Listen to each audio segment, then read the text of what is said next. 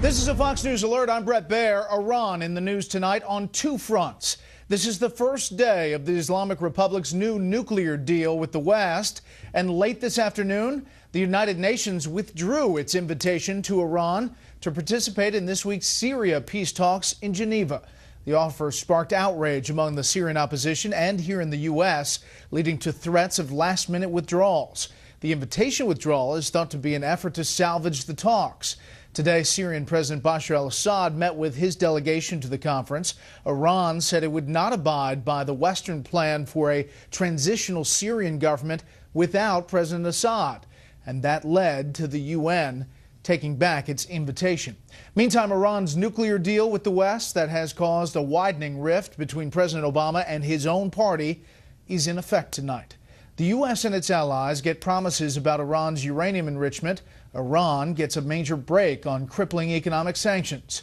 Chief Washington correspondent James Rosen on day one. From Iranian state-run media came first word that the Islamic Republic has begun living up to its end of the nuclear bargain it struck with 6 world powers, including the U.S., back in November.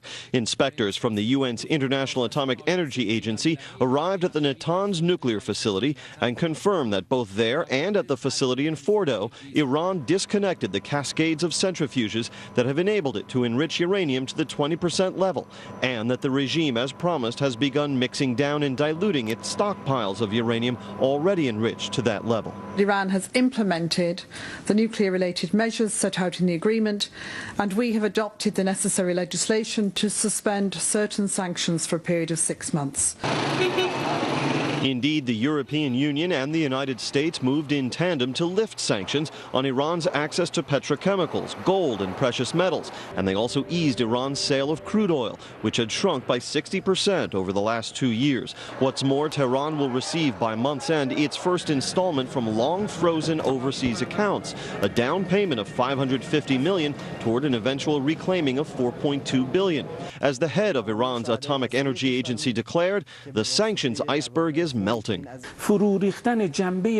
the collapse of the psychological aspect of the sanctions. This means they can no longer keep loosening and tightening the sanctions as they please. And other countries, such as India and China, and these countries who claim to be superpowers, will no longer let America keep imposing its will on them. Iran and the 6 world powers now have until July 20 to negotiate a final accord that would define the parameters of Iran's nuclear activity once and for all. If they fail to reach such a deal, the terms of the current accord expire. That's the beauty of this deal. We're buying their compliance with their own money. It's a fraction of what they need. This fellow Rouhani, who is the guy we're doing the deals with, he's absolutely determined not to eliminate the infrastructure that his country has put into place for the purpose of getting a nuclear weapon. And indeed, that's what this deal does. It leaves all of it in place. As for the final deal, a senior Obama administration official said today the talks are aimed at seeing if Iran can be allowed to keep a limited enrichment program such that the regime cannot, quote, develop a nuclear weapon without the international community having a long lead time and notice in advance. Brett. Okay, James, thank you. It has taken a while, but a story Fox News first brought you in early December about possible Russian involvement in the Edward Snowden leaks is gaining traction with new information tonight. Chief Intelligence Correspondent Catherine Herridge has the latest. A source familiar with the Edward Snowden case tells Fox News that investigators do not believe the NSA leaker stayed at Hong Kong's Mira Hotel as he traveled from Hawaii to Russia last summer, but rather at the residence of a non-Chinese national, possibly a Russian, who is suspected of facilitating Snowden's travel to Moscow, where he now has temporary asylum. The new allegation about Snowden's unusual contacts in Hong Kong comes as the leadership of the House and Senate Intelligence Committees claim the NSA leaker may have had help. On the Sunday talk show, Senator Dianne Feinstein for the first time publicly weighed in on the possibility, along with the CIA's former deputy director, though neither pointed to specific evidence. The disclosures that have been coming recently are very sophisticated in their content and sophisticated in their timing. Almost too sophisticated for Mr. Snowden to be deciding on his own, and seems to me he might be getting some help. You agree with Chairman Rogers that he may have had help from the Russians?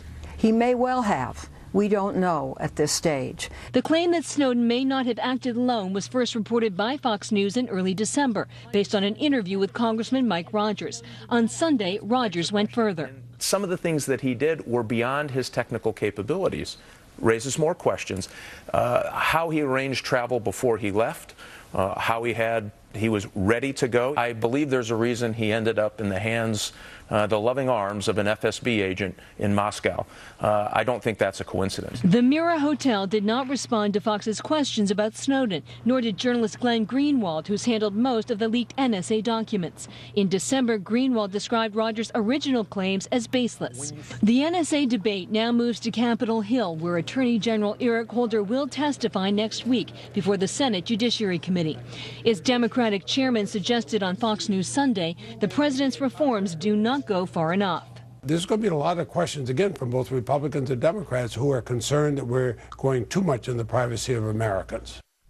By trying to appeal to all sides in the NSA debate, the president may have increased the likelihood of dramatic legislative action because the push to rein in the NSA is one of the few bipartisan issues on Capitol Hill, and Mr. Obama's speech did not put that controversy to rest, Brett. Catherine, how serious are these threats to the Olympics, and what's the U.S. doing about them? Well, Fox News confirming tonight that U.S. counterterrorism operatives are aiding the Russians in their search for as many as 4 women who may be suicide bombers. An intelligence bulletin reviewed by FoxNews.com includes these photos of a 22-year-old suspect said to be the widow of a jihadist killed by the Russian security services. The woman may already be inside the Olympic security zone. Doku Umarov, you see here, leads the Islamist group known as the Caucasus Emirate, and there is a connection to the Boston Marathon bombings. Tamerlan Tsarnaev posted photos of Umarov on his YouTube channel, and Tamerlan went to the region, though it's not publicly known whether he trained with the group. The State Department is taking the unusual step of warning Americans that the Games are an attractive target for terrorists, and just within the last few minutes, the Pentagon is confirming that it's moving 2 Navy ships to the Black Sea to be available for evacuations or other contingencies in support of Russian security, Brett. Catherine, thank you. Another day of serious violence in Ukraine. Anti-government protesters clashed with police again in Kiev. That followed a night of vicious street battles after the government pushed through a sweeping anti-protest law. Ukraine has been in turmoil since the cancellation of an economic treaty with the European Union in November. President Obama says marijuana is not more dangerous than alcohol, but he does not necessarily want his 2 children to follow in his footsteps of teenage pot use. It's just the latest mixed message from an administration that still considers marijuana illegal, but encourages states to go their own way. Chief White House correspondent Ed Henry has tonight's story. All President Obama was rolling today were burritos, a service project at D.C. Central Kitchen to honor the legacy of Dr. Martin Luther King.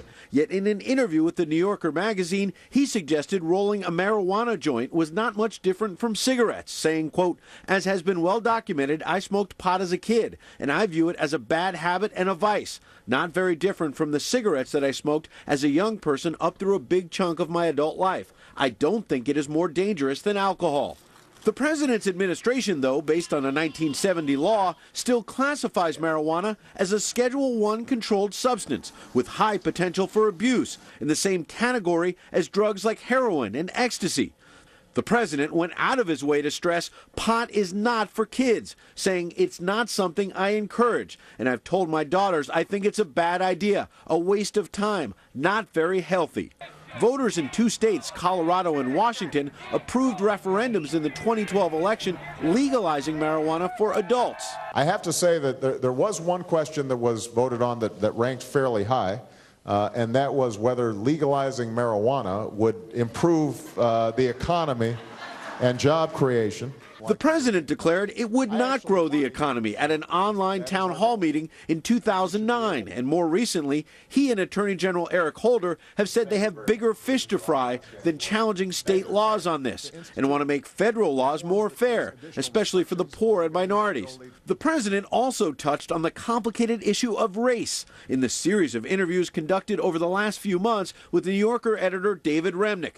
Mr. Obama declaring, quote, "There's no doubt that there's some folks who just really dislike me because they don't like the idea of a black president. Now, the flip side of it is there are some black folks and maybe some white folks who really like me and give me the benefit of the doubt precisely because I'm a black president."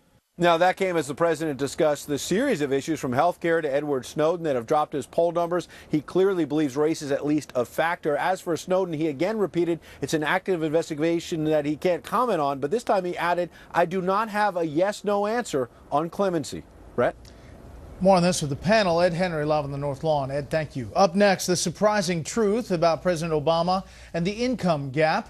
But first, here's what some of our Fox affiliates across the country are covering tonight. Fox 42 in Omaha, where at least 10 workers at a food processing plant were injured in an explosion and building collapse this morning. KCPQ in Tacoma, Washington, with the reaction to the post-game outburst by Seahawks cornerback Richard Sherman following Seattle's win over San Francisco in the NFC title game. Did you see that one? The Seahawks play Denver in the Super Bowl. And this is a live look at Atlanta from Fox 5 there. The big story there tonight is the Martin Luther King Jr. holiday. As always, a commemorative service was held at Ebenezer Baptist Church where King once preached. That's tonight's live look outside the Beltway from Special Report. We'll be right back.